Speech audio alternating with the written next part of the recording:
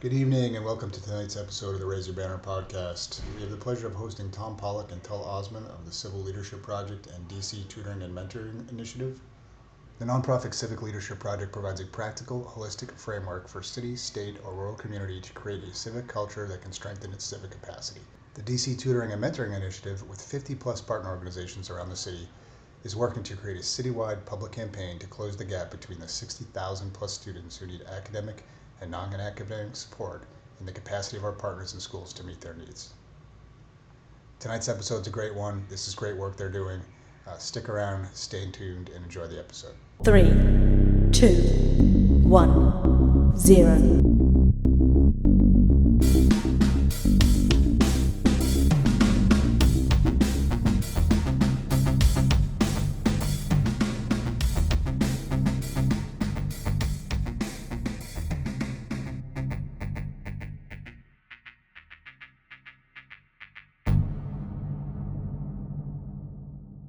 Tull, good afternoon, Tom. Great to have you here today. We're always looking and love it when we get some great guests on the podcast. I can't wait to hear what you all have to say, and I know you're doing some great work. And like I said, I just can't wait to hear what it's all about. So if either of you want to start, maybe just give me a quick rundown, or give the guests a quick rundown on the DC Tutoring and Mentoring Initiative.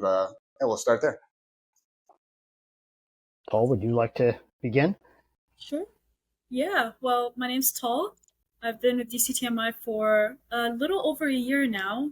And DCTMI, we basically were a nonprofit, so 501c3 nonprofit organization headquartered in Washington, D.C. And I think the best way to explain DCTMI is we're a matchmaking volunteer service. So if someone comes up to us and tells us they want to volunteer in Washington, D.C. or the D.C. metro area, what we'll do is ask them about their volunteer preferences, what they really want to do. And we mostly work with tutoring and mentoring, but there's a lot of overlap between the two and some things on the outskirts of them as well. And so we try to help people give back through tutoring or mentoring. That's DCTMI in a nutshell. We also do a lot of work that relates to civic engagement, but even that is intertwined with our tutoring and mentoring goals. So that's what we do. I could expand it just slightly, and I started this around 8 years ago, and found there were lots of good organizations out there doing tutoring and mentoring for kids in DC, but what they lack is money and time and volunteer time, and I couldn't really help them with the money, but I felt like we could kind of adopt some of the kind of community and political organizing tools that I had learned over the years to recruiting volunteers. So we get out in the summer 5 to 7 different locations at farmers markets, public spaces and events, festivals, that sort of thing, 5 to 7 every week. And last year we signed up around 4,000 people to get involved. Wow. So we're trying to do things at a pretty large scale. We have around more than 50 nonprofit organization partners, as well as working directly with a number of DC public schools. We also do some work in the surrounding suburbs too. But in the context of the district proper, 2 out of 3 kids are reading below grade level. 4 out of 5 are doing math below grade level. And many more just need an extra supportive adult in their lives. So the needs are very, very large. The simplest way to think about this is if 1 out of 10 residents of DC helped out an hour to a week, then every single one of those 60,000 kids would have at least one extra caring adult in their lives. Right. That's our short-term goal, to see if we could recruit another 55,000 or so volunteers. So are those the kind of 3 areas you focus on, more like the math, the reading, and then just the kind of adult kind of companionship there? So we're just trying to feed volunteers into our partner organizations. Okay. The needs in DC tend to be pretty basic, so it does typically look like they call it English language arts in the DC public schools. That's what kids get tested on, but at its core, it's reading comprehension. No, I'd say that's first and foremost. If you can't read with decent comprehension, you're going to really struggle. Right. So we tend to think in terms of tutoring on the one hand, and some of our partners will be doing homework help. Others will be focused specifically on reading. One of our biggest partners is called Reading Partners. Okay. And then the other big area is the mentoring, and that ranges from helping kids that may be in the foster care system to helping kids that would be the first in their families heading to college. There's a wide range of different programs out there, but just trying to give especially teenagers that extra caring adult in their lives. No, I think I remember, especially even when I was back in the Navy, a lot of people try to volunteer and do things, but I think a lot of the times people couldn't find maybe the right fit, or the question was always asked, like, where can I volunteer, or what should I do? I found, if I recall, like, there was always very similar things. Everybody always volunteered at the same thing, or this and that. Not that there was anything wrong with that, but I think it seemed like there was always kind of a struggle sometimes to find other volunteer opportunities. And it sounds like you're doing just that. You're doing the other side of it. Promoting the opportunities for people like that want to, obviously that want to volunteer to find. So that's a big thing that our team does. So we actually have an administrative team, and everybody on that administrative team. So besides entering people who sign up with us into our system, they also individually send out matches to people who sign up with us, telling them, hey, you told us when you're available, what you're interested in doing, what your background looks like. This is what we think is the best fit for you. Here's who you can talk to. We'll connect you with them. Here's what we know about them. Here's a video you can watch about them. We really try to make sure that where people go ends up being where they feel the most confident, and where they feel like they're really helping kids. And in the same, on the same page, we want to make sure that the kids who are in these tutoring and mentoring programs get the support that they need in a really useful and meaningful way. So we do our best to make sure that matches are the best that they can be. Yeah, I was going to ask you if you could walk me through it a little bit. Like, my background's very, very much of a STEM background, although I'm not great with math, but the rest of the STEM stuff. So how would how does that kind of work? I sign up for your program, and you just kind of look like you just kind of said, you match me up with a student or so-and-so that kind of needs that help. Or I guess you could look from the mentorship side too, like, hey, maybe somebody just needs some mentorship as they're preparing for college, or the final years of their high school, or something along those lines. Pretty much, yeah. I mean, and Tom's been doing this a lot longer. Obviously, like he said, he started the organization. So, but how our team currently does it is just like you were saying. We understand what what your skills are, what your background is, and where you feel like you'd be most helpful. So, for you, Josh, you said you have a STEM background, but you also have experience in the Navy. And so if you're interested in mentorship and really helping out, and then, you really care about mental health. And so we would probably try to place you in something that had both an academic tutoring perspective as well as a little bit of mentorship. And that's actually a pretty popular combination among some of our partners, where they have both of those that go hand in hand.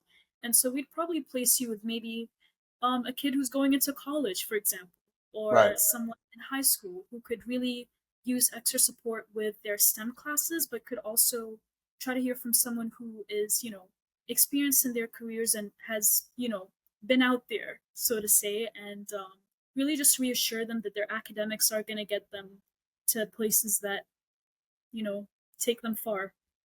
That makes sense. I would also just go ahead, Tom. I would also add always looking for more guys. Around 2/3 of the people who sign up are women. Interesting. But, women tend to do better in school. If you look at the statistics on, matriculation at liberal arts colleges these days, it's, they're 2/3 women. But Right. if you look at the need in the communities, a lot more young men are struggling in school than young women is the reality. And, they're the ones who especially need older guys in their lives to help Right. help steer them. Yeah, you make a good point there. I actually lost, part of my mental health journey. I lost my father when I was 14. And I always tell people, it's kind of a good tie-in, because had I not had an uncle who stepped in as my father figure, I feel like in my younger years, I was teetering on that line of, I could go one direction or I could go the other. And, had I had not had that person step in for me, I definitely could have. I think the chances are I could have went the other way. So it's kind of interesting, like you said, that's a kind of rewarding thought to have, if you could be that mentor or that person that maybe does step in. So. Yeah, no, exactly.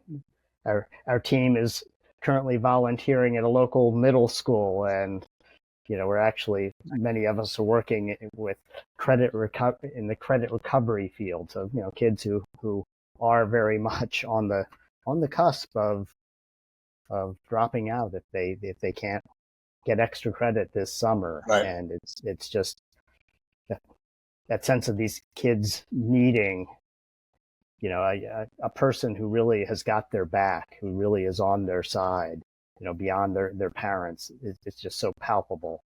These kids who are, just kind of accustomed to sitting in class and not really paying attention. But when you start working with them one-on-one, it's just like they're a completely different person. Different person, right? I don't want to use the word requirement, because it's not a requirement, but what's the average hours a week somebody might spend volunteering, if there is one? Saying most programs are, we always share with people the average is 1 to 2 hours a week. And then we, obviously have people who are like very dedicated and very enthusiastic about getting involved and supporting. And so there's some people with the school that we're currently working with who are there every day, spending 2 hours, 4 hours, just spending their entire morning with these kids. And then you have people who, maybe work full time or have a very, travel oriented schedule, so they can really only do something once a week. But that once a week can make just as big of a difference as every day for 4 hours a week, For sure. for 4 hours a day. So, yeah, the average is 1 to 2 hours a week, but there are always people who do more or less. Yeah. And if I can put in my plug here, I'd also stress, as Tull said, we recruit a lot of folks who do have heavy travel schedules, who are professionals working in consulting or in international development or in the military. And, most of our programs are looking for folks who can be one-on-one in person with their Right. student, but there also are virtual options. So for folks who, are traveling on a regular basis, the expectation is maybe you meet them once or twice, or meet them at least once a month, but then maybe you're checking in when you're out of town virtually, FaceTime or sense. a phone call. So we really do believe that, anybody with a heart to help can be of service. For sure. You don't have to have a college degree. You don't have to have a schedule with no variation. We can make it work. Yeah, we used to talk about, sometimes it's just that all you really need is like that human connection sometimes, like you said, you don't have to be an expert in field A. You don't have to be, PhD. You don't have to be this. You don't have to be that. Sometimes, sometimes just that talking to somebody, that human connection. I mean, I don't know how many times throughout my Navy career, or even just now, like I always make it a point to like say hello and say good morning to people. And I feel like sometimes, and even it goes both ways, because it helps me sometimes too, where, it's that like oh, maybe I'm having a bad morning, and it just snaps me out of it. Oh, somebody just said good morning to me. Thank you. But it's kind of like you said that yeah, just making that human connection and having a heart and being there for other people. I mean, seems like it could be complicated sometimes, but it's such a simple thing to do, right? Yeah. Yeah, no, exactly. But I think, part of what we find challenging here in DC is especially with all the publicity around crime rates. I think, many people in more affluent neighborhoods are of the mindset that, oh, kids, they're not my problem. They're somebody Right. else's problem. Let the teachers handle it, or let's fix their families, fix the parents. There are a lot of ways we saw other kids in a community. Right. And, so part of our larger efforts to create a healthier civic culture is to, try to break some of those barriers down, not only by getting folks volunteering in the schools and actually getting to have a real conversation with kids and Right. get to know the teachers and, really get to better understand the whole person as opposed to just, oh, here's a kid who looks like they're hanging out on my street corner and up to no good, and I better just cross the street and avoid them, right? Right. Somehow or other we have to find a way to kind of break those barriers down. So actually tomorrow night we're doing a free outdoor movie at McFarland Middle School in Petworth. Cool. Just trying to get community members out and interacting with folks at the school. It's a very sort of soft goal, but to my mind, it helps us kind of move in that direction of that you're talking about, where people just feel comfortable connecting with one another. Right. It's funny. This is kind of unrelated, but not. I have an antique business too, and somebody reached out to me last week. It was like 5 o'clock on Friday. Had a few things that she wanted to sell, and it told me it's funny because it was late, and I was like, I'm ready to go home, right? And I don't take. It's not a retail store, so I don't usually have people come in. It's by appointment only. But she reached out, and for whatever reason, I sometimes you get a vibe that somebody might be in a little bit of trouble or they're just not having a great day. So she reached out. She said, "I have these number of items I'm trying to sell. They're from my so and so's estate that just passed, and most of the stuff is stuff I usually don't deal in. But there was a couple things. So we started to have a discussion about it, and she said, "Well, could you purchase these tonight?" And of course, I was thinking, "Well, where's the rush? Like, it's getting late." And and she was telling me, "Well, look, I'm having some problems. We don't have money for food, things like that. And you're the first thing I thought of when I saw, my family's estate stuff that I know I need to sell. Like, can I reach out to you?" And I said, "Okay, okay, fine. Let's just meet up, and I'll take the stuff, give you some cash for it." And then we met up, and we ended up having like a 30-minute conversation just about. It was a venting session for her, right? But it kind of turned into a mentoring, like just discussion. And I say mentoring loosely because I was younger than her, but it was just kind of an interesting, like unexpected thing on Friday night, where kind of like you said, you have a heart, and here we are, totally two unrelated people.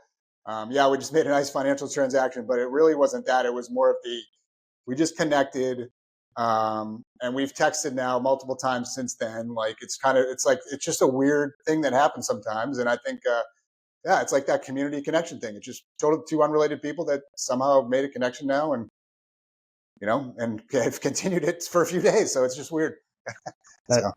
That's wonderful. That's wonderful. Yeah, That's a big part of being able to mentor is just the willingness to be open. I think when you first connect with someone, and I want to say that's maybe one of the small barriers that some volunteers have is they're thinking, oh, I don't meet the requirements of being a mentor. I don't think I would be a good mentor. Sometimes when you tell people, we do tutoring and mentoring, they're like, oh, I wouldn't be a good tutor. And the main thing that we tell people is we're just looking for people who care. That's the biggest. If you need a requirement, that is the requirement, is that you care first and foremost. So I definitely think the openness of it, and willing to hear someone out and just connect with them as a person, I think it leaves opportunity for any conversation to be a mentoring opportunity. Regardless of age, regardless of background or anything else, you can always connect with someone once you're open. Yeah, I agree. It's like that openness. Once people realize you're open, I don't know. Sometimes the floodgates open, right? Once they realize you're receptive and you're empathetic, and like Tom, like you said, you have a good heart. Like but I enjoy it, to be honest. So maybe I should be signing up with you guys after this. But I probably will, absolutely. actually. So. Yeah, no, there's actually some fascinating research by this social scientist in Chicago, Nick Epley, looking at people's how to frame it. People have a better experience interacting with strangers, with making those random social connections than they predict they will. He did some kind of cool experiments on the Chicago public transit, on the whatever they call the Chicago subway, right, where he had folks, randomly talk to strangers and first predict how would they find it. Would they find it uncomfortable, comfortable, and it was just a overall much better experience for folks than they had predicted. Actually, we have a series that we do on social media, and I'm gonna say series loosely, but whenever we're out canvassing or tabling at different events, our team members always have these little portable microphones with them, and sometimes we have phone stands, and we do interviews with people. So if someone tells us, we regularly have people who stop by and go like, I used to tutor, I used to mentor, or they just have a good story, or they're willing to talk with us on camera. We actually have a whole bunch of interviews on our social media pages where people are just telling us about their stories, about what their tutoring experience was like, how they were mentored, or someone that they're currently mentoring. And excuse me, it's always a good story. And it's always, again, like we're talking about, you don't expect to connect with someone as well as you actually end up connecting with them. And so, yeah, I think, again, the openness is a big part of it.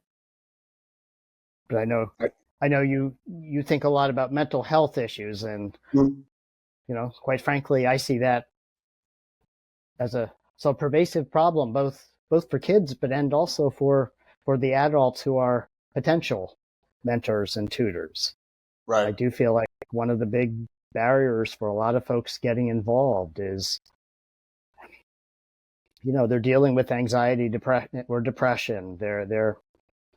They're feeling high levels of stress, and they're living in this sort of isolated bubble where they don't feel comfortable reaching out to people, and also where they tend to be a little more easily annoyed, as is typical, certainly for people with depression, right?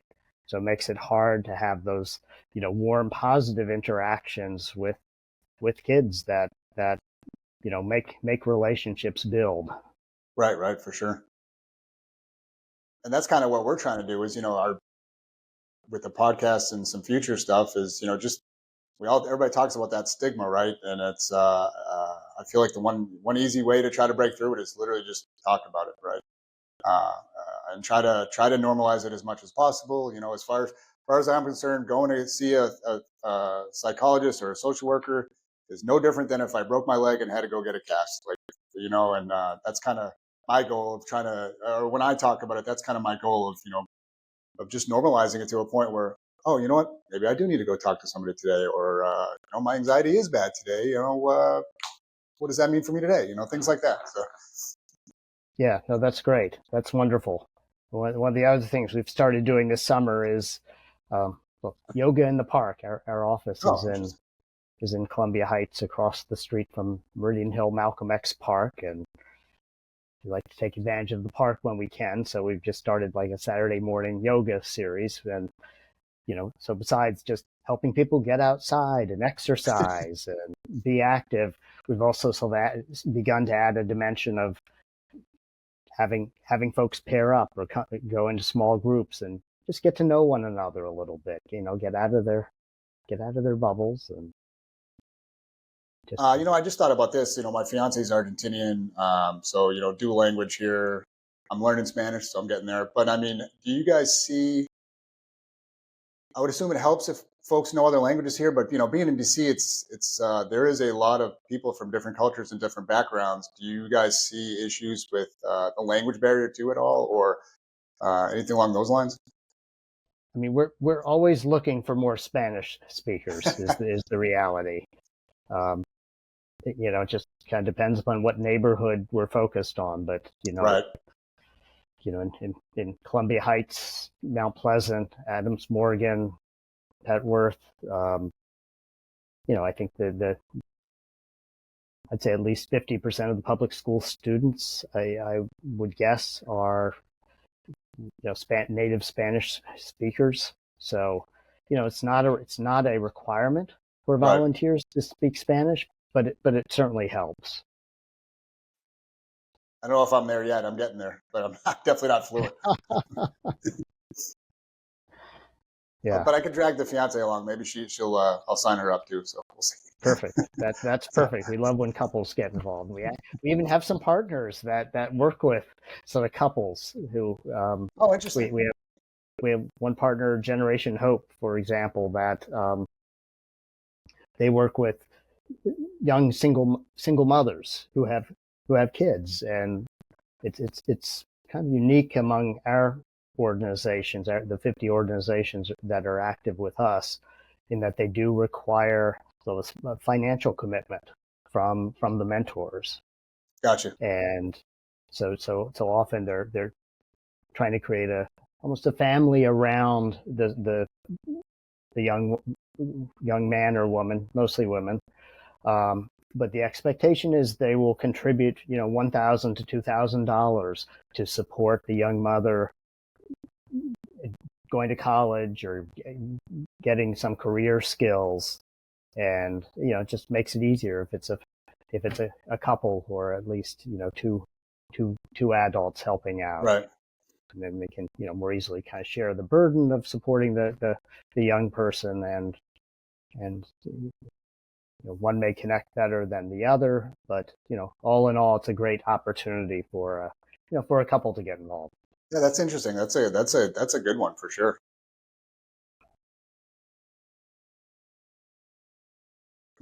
Now you said there's another initiative too, right? Or another program you're all working. Which one's that? We've got quite a few initiatives. I mean, our we're incorporated as the Civic Leadership Project. I think that's the one I was thinking of, right? Yeah. Okay. Yeah, I mean, that's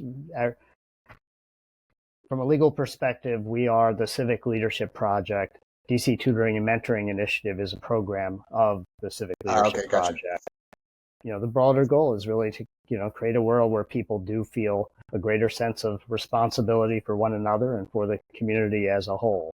And I think it's good for the individual as well as good for the community, to the extent that we're doing that more. So one of our small efforts to kind of make that concrete is we've launched this Civic Leadership Challenge, which is aimed at encouraging people to commit to 1 to 2 hours a week of community service, whether it's tutoring or mentoring or advocacy or whatever fills their heart, and hopefully meets some community need, and doing an hour a day of self-care or inner work. So because we recognize that to be effective in the world, it really helps to be in a good place personally too.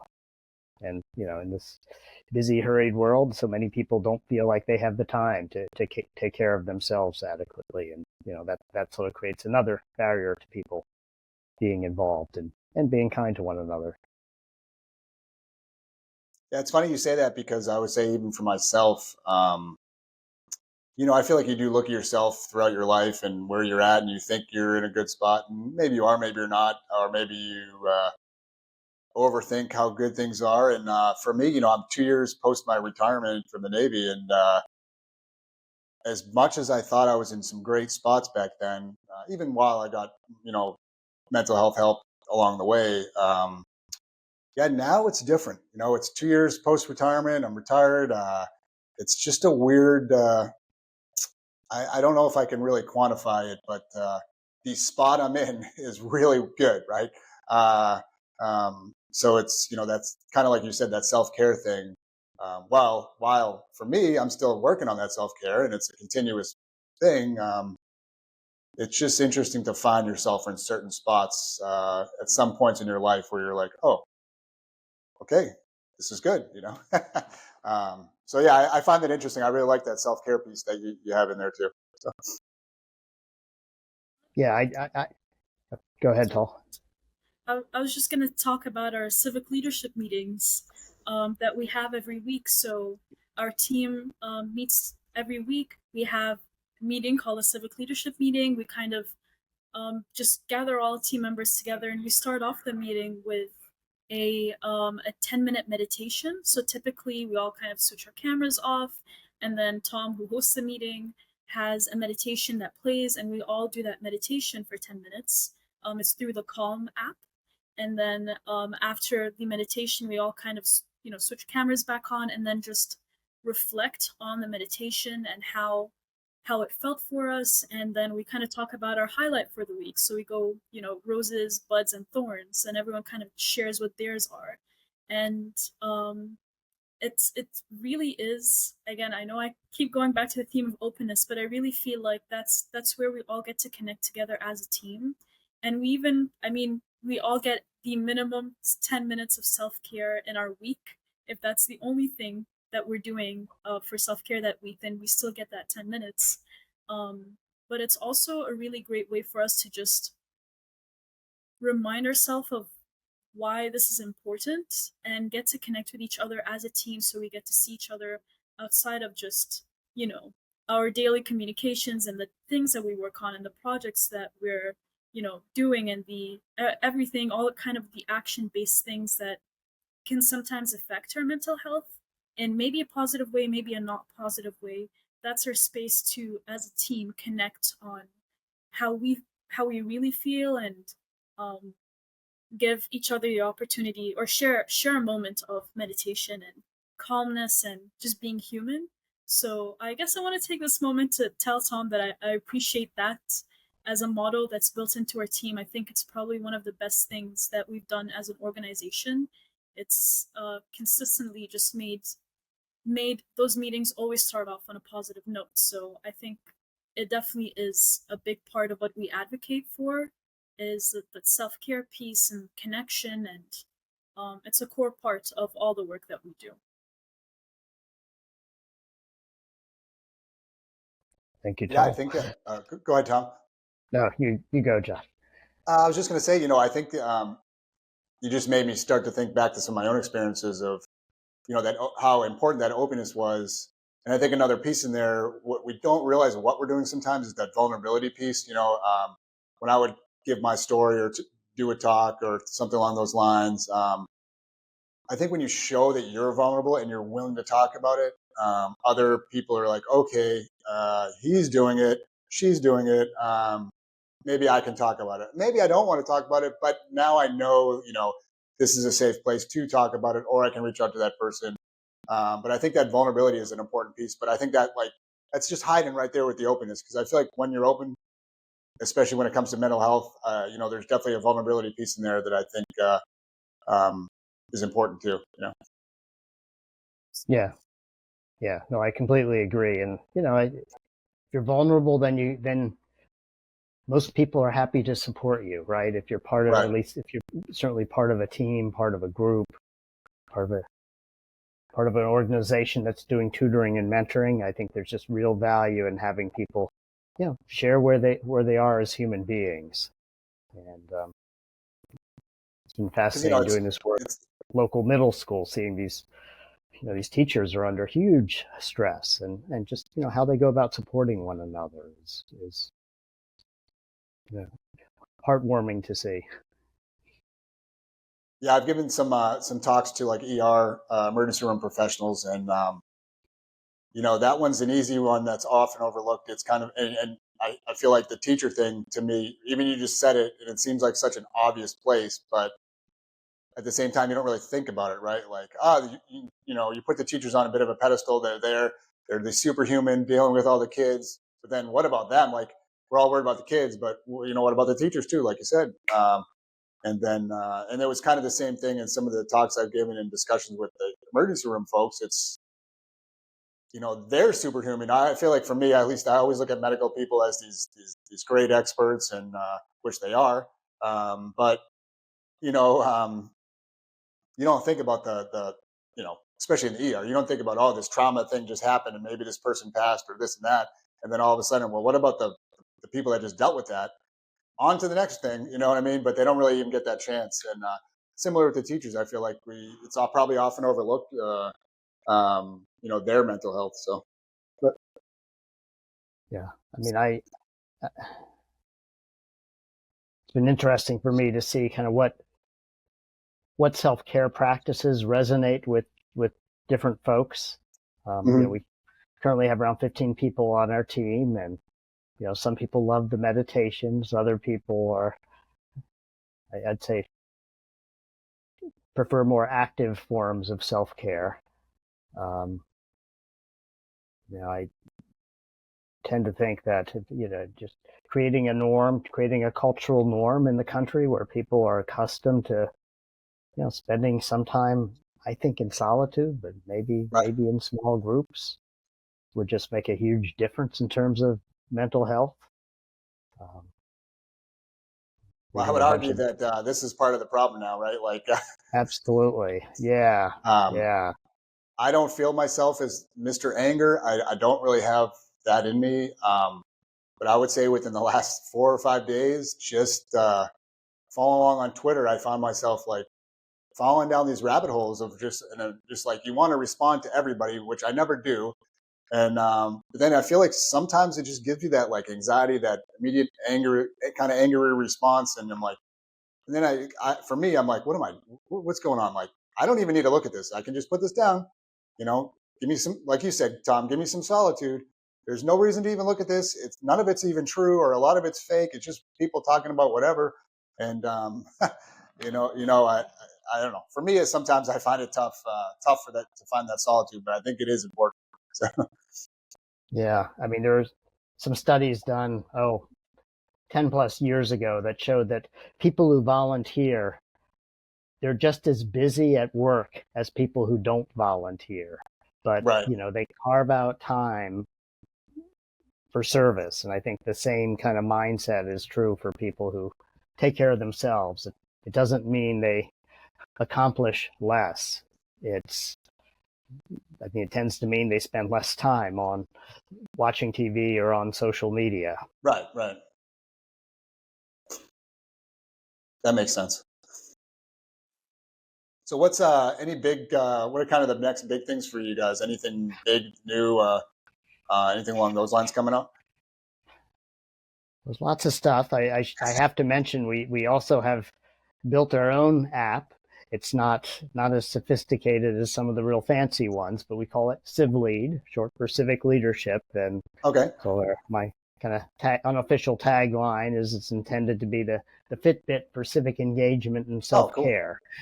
Oh, cool. And in an ideal world, we'd have it linked to all these other apps that people are using for tracking their exercise and tracking their meditation. But then also it incorporates local volunteer opportunities too. And my big hope is that this could be kind of a wedge into people's lives for helping them carve out that time that they need for both self-care and service. Definitely, that's interesting. I'll have to check it out. Is it live now, or? It is. Yeah, you can find it in both the Apple Store and the Google Store. I don't want to raise expectations too high. It's nice, but it doesn't have all the bells and whistles of other apps yet. But we're trying to move in that direction and build a community of support around it too. That's so at the national level. Right. at the local level, we're trying to do more to build these sort of neighborhood supported schools. That's been the term we've been using, but really trying to mobilize people at a neighborhood level to support their community schools. And where neighborhoods are struggling, as they are in Ward 7 and 8, especially in DC, then the goal is to build sort of sister neighborhoods that can also add additional support. So if we could get a team of volunteers from, say, the Palisades neighborhood where the schools are very strong, and 4 or 5 folks hop in a car a couple times a week and head over to Anacostia where the needs are very high and the pool of volunteers tends to be smaller. That could really make a world of difference for some of the kids at the local schools there. So that's the direction we're going. I mean, we'd love to build this into a real citywide movement that I think could be a model for communities all over the country. I think there are a lot of dynamics ranging from political to economic to educational that I feel like make this the kind of model that communities need. All major cities are struggling to help kids from low-income families and children of color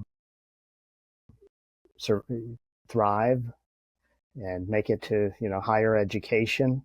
That's one dimension. Another dimension is so that mental health dimension and just helping people connect with one another and not feel divided from other people. And just creating that sort of sense of we're all in this together. We're a real community here, and we work together to solve our common problems too. That's something that I feel like has not been in our mindset since arguably World War II. Right. When millions of people had community gardens, and there was much more of a sense of people truly working together for the common good.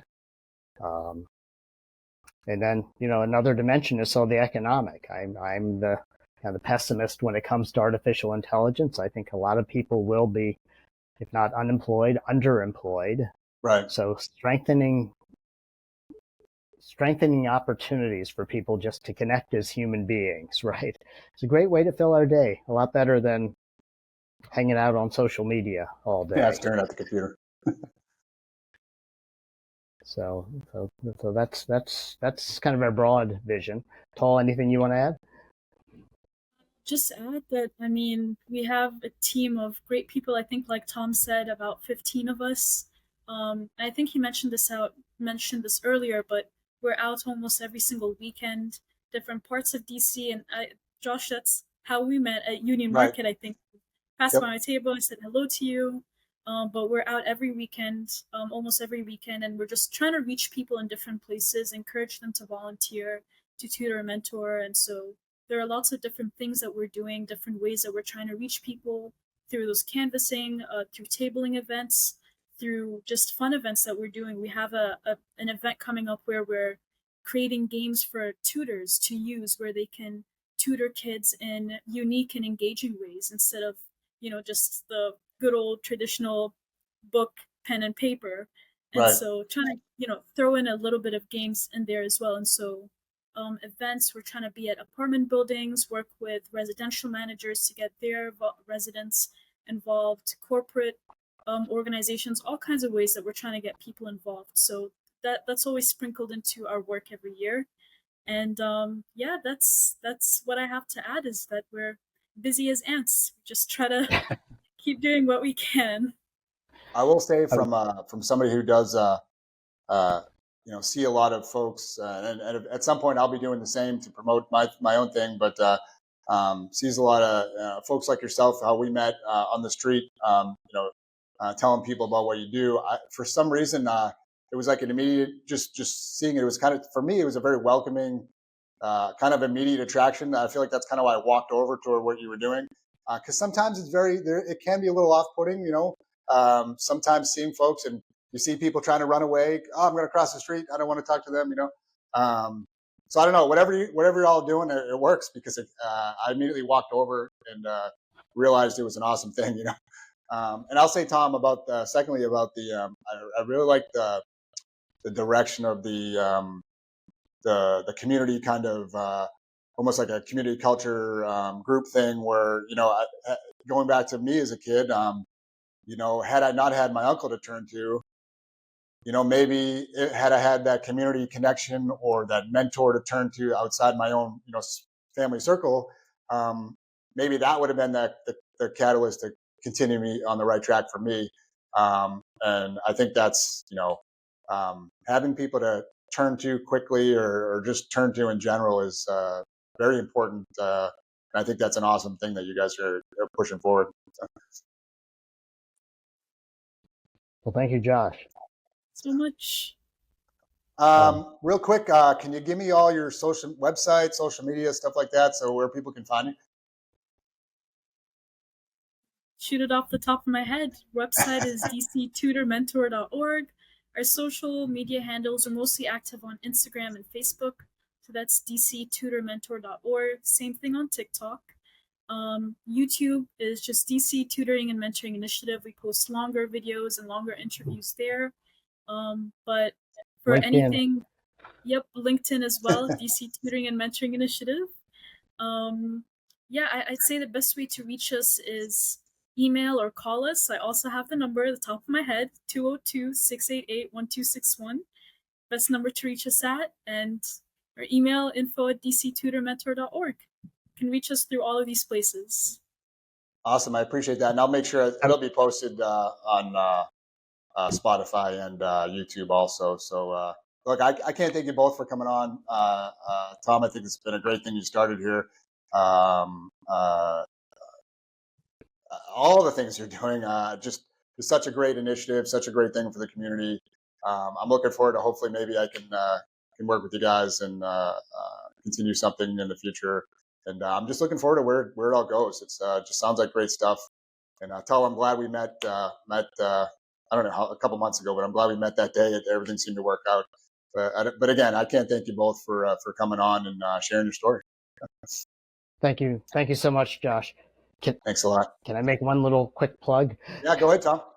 Even if people don't have the time to help, you know, to really succeed at getting tutors and mentors for all the kids who need help in DC and the surrounding suburbs, what we also really need help with is employers giving their employees the flexibility to take an hour or two out of their day, because the kids who especially need the help are those who are not involved in after school or evening programs.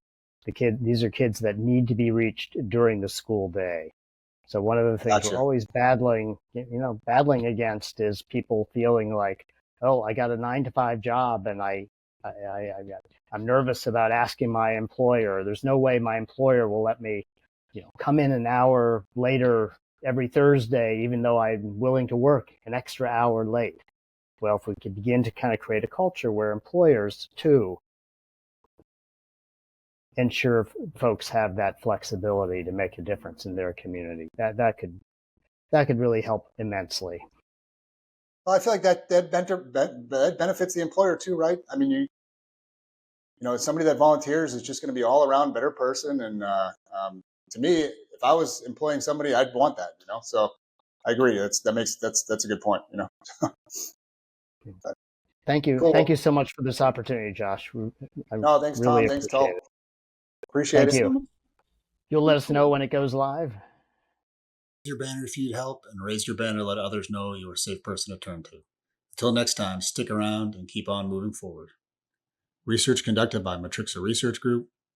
Artwork created by Jenna Bordinger at jbordingerart.com or at jbordinger_art on Instagram.